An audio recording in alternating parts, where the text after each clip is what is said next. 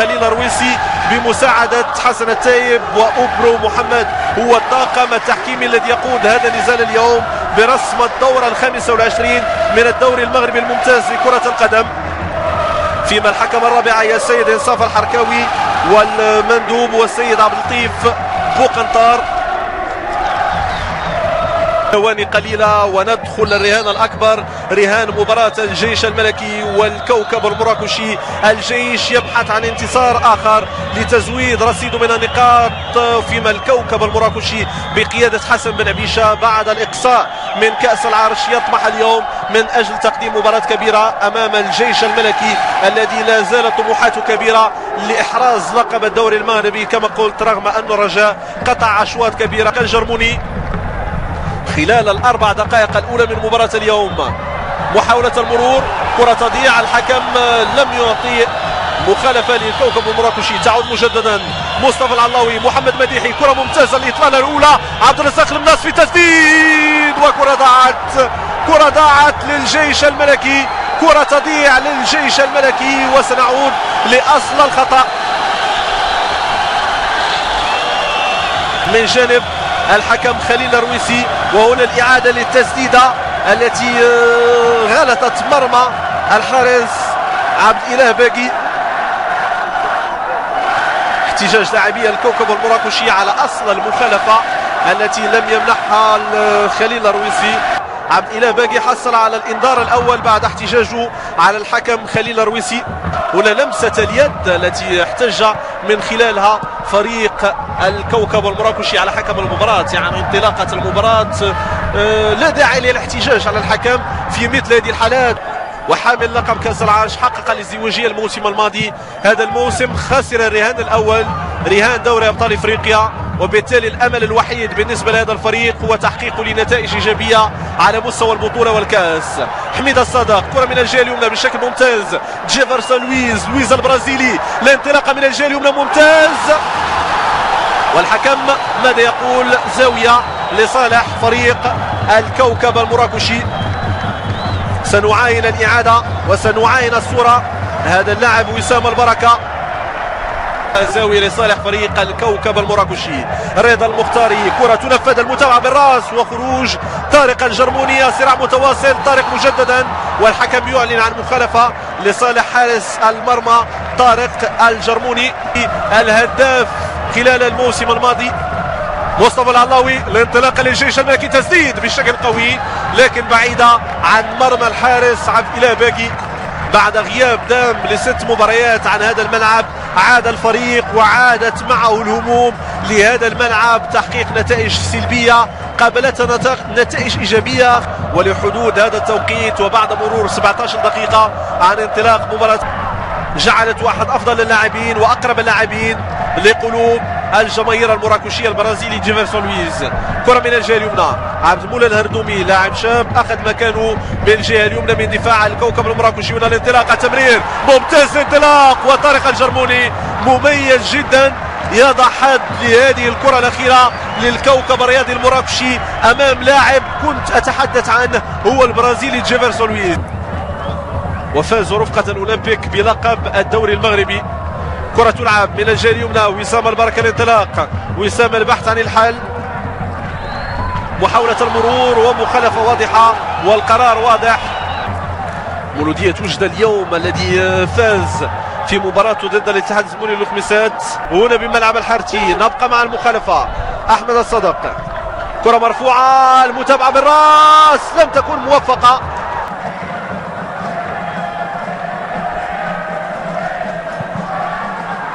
كرة مرفوعة في الأمام، مهدي الزبيري مرة أخرى، الكرة لفريق الكوكب المراكشي. أحمد الصادق، الانطلاق، أحمد الصادق، هدف قد يغير ملامح هذا النزال، الملامح الشاحبة لنزال مثير يبقى أحد أهم المباريات. والهدف الأول للكوكب المراكشي. كنت أتكلم لتوي عن هدف أول قد يساوي الشيء الكثير وقد يغير الملامح بشكل كلي. الملامح كانت شاحبة وأصبحت جميلة جدا هنا بملعب الحارتي بمدينة مراكش. جيفرسون لويز بحل فردي بمجهود فردي تمكن من فك لغز هذا النزال وتمكن من تسجيل هدف اول ومن الوصول في كلاكيت اول لمرمى طارق الجرموني. هدف جميل. هنا الإعادة. أحمد الصادق مرر، جيفرسون لويز كان ذكي، راوغ وسدد في الزاوية البعيدة لمرمى طارق الجرموني معلنا عن هدف أول للفريق المراكشي. أجمل ما في الجولة الأولى هو هذا الهدف الجميل للهداف البرازيلي جيفرسون لويز الذي يسجل هدف الرابع بقميص الجيش الملكي.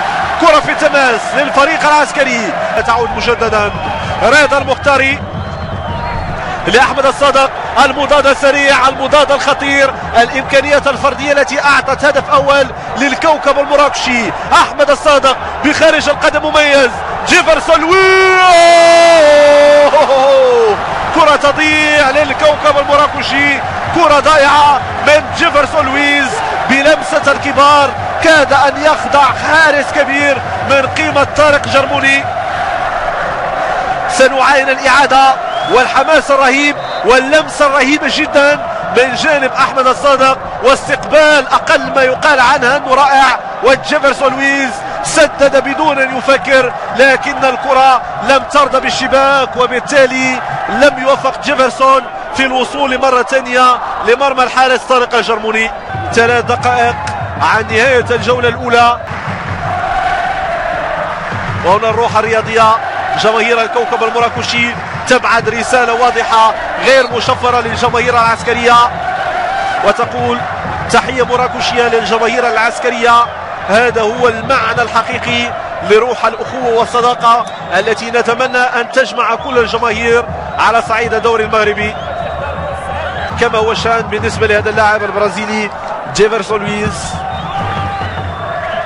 مصطفى العلاوي، كرة ضائعة تعود للكوكب. وسام البركة، وسام البركة المهاجم ينتظر الإمداد، يعتمد على حل فردي جيفرسون مرة أخرى، لكن الكرة تضيع وتعود مجددا للكوكب المراكشي. شمس الدين الجنابي لاعب مميز على مستوى خط الوسط، كرة للجهة اليمنى للكوكب، البحث عن الحل، البحث عن التمريرة والمراوغة، محاولة المرور عبد المولى الهردو بتسديد، تسديدة افتقدت للقوة وبالتالي سهل في يد طارق الجرموني. كرة في العمق، والحكم خليل الرويسي ينهي الجولة الأولى بتقدم الفريق المراكشي بهدف ثمين، بهدف غالي للاعب البرازيلي جيفرسون لويز. هي تشكيلة رسمية لفريق الكوكب المراكشي. ينطلق وتنطلق الجولة الثانية بين الفريقين على أمل معاينة أهداف أخرى بالنسبة للناديين معا، لأن الأهم هو معاينة جولة ثانية بشكل أفضل من سابقتها الجولة الأولى. كرة تعود لطارق الجرموني، والكل يعلم قيمة المدربين المغاربة الذين قادوا الجيش الملكي طيلة سنوات من لعبوا بالقسم الوطني الأول. البلجيكي أوري دي بيرو، الفرنسي ألان جيريس، والفرنسي الآخر أوري اسطنبولي. هنا الكرة مرفوعة في يد الحارس طارق الجرموني، أو التمرير. الكرة تضيع، تعود مجددا لفريق الجيش الملكي. محمد المريني، كرة ضائعة تعود مضادة سريعة خطيرة للكوكب المراكشي. لمسة ساحرة من أحمد الصادق للجهة اليمنى. شمس الدين الجنابي، شمس الدين الجنابي يستخدم المهارة، يقدم مؤهلاته اليوم أمام فريق الجيش الملكي. شمس الدين الجنابي، كرة مرفوعة، وجيفرسون لويز، جيفرسون لويز بكرة نصف هوائية كان بإمكانه الوصول مرة ثانية لمرمى الحارس طارق الجرموني، والجهد المبذول كان واضح من جانب شمس الدين الجنابي الذي مهد ومرر، لكن التسديدة علت. حسين وشلة لمحمد المريني، أمين قبل الانطلاق من الجهة اليسرى، أمين التمهيد والتحضير. هنا المرور والكرة عرضية والهدف لكن مرفوض لأنه كانت راية مرفوعة وشرود للاعب مصطفى العلاوي.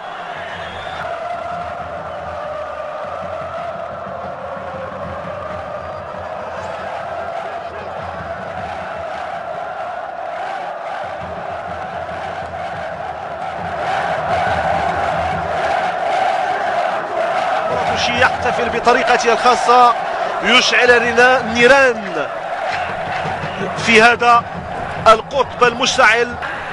الجماهير العسكرية لا زالت تؤمن بتحقيق نتيجة إيجابية اليوم ترد على هتافات جمهور الكوكب المراكشي.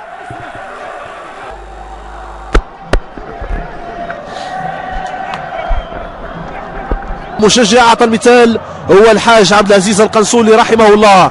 نبقى مع المخالفة التي تنفذ في الطريق الجرموني بل زاوية للكوكب المراكشي. الموازاة مع دوري الحسن الثاني لكرة القدم. هنا الكرة مرفوعة والإبعاد هذا كان تدخل انتحاري، تدخل مميز أظن من عادل السراج لإنقاذ كرة كانت تساوي هدف ثاني للكوكب المراكشي. محاولة خطيرة جدا وإبعاد انتحاري من جانب مدافع الجيش الملكي.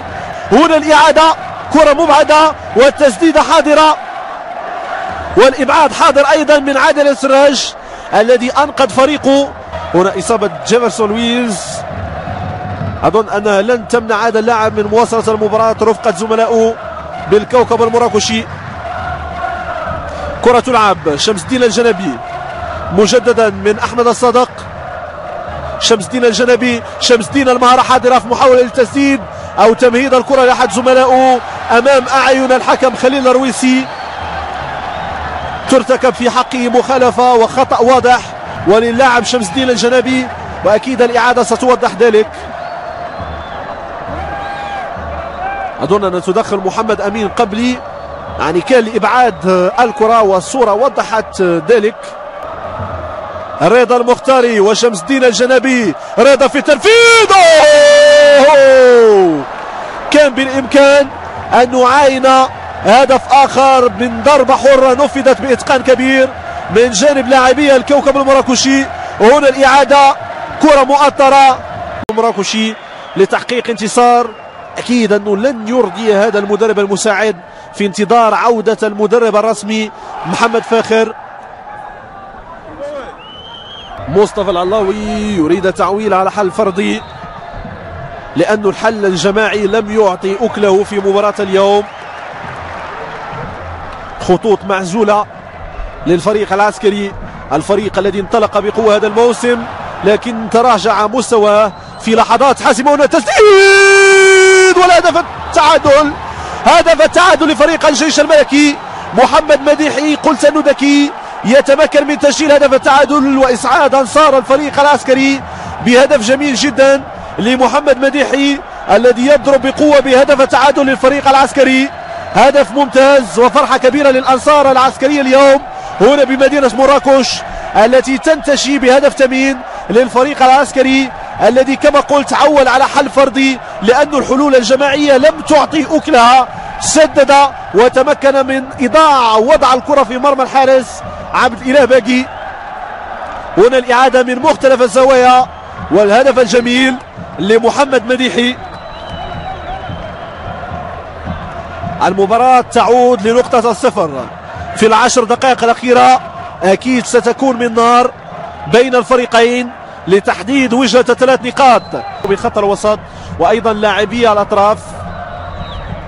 يعني فريق يتوفر على هذا الزخم الكبير من النجوم لم يجد بعد اللمسة التي قد تمكنه من تحقيق نتائج إيجابية بالبطولة. هنا تسديد وعبد الإله باقي يعود إليه الفضل في الحفاظ على النتيجة كما كان عليه الحال منذ الدقيقة 80 ويهدد مرمى الحارس عبد الإله باقي ودائما وراء الكرة اللاعب المميز محمد مديحي. الإنجاز اليمنى للفريق العسكري ساديو سو والآخر يساعد للدخول. اللاعب السابق للوداد زميل جون ميشيل كافالي، المدرب السابق ايضا للوداد المدرب الفرنسي مصطفى العلاوي. مصطفى العلاوي في محاولة للتسديد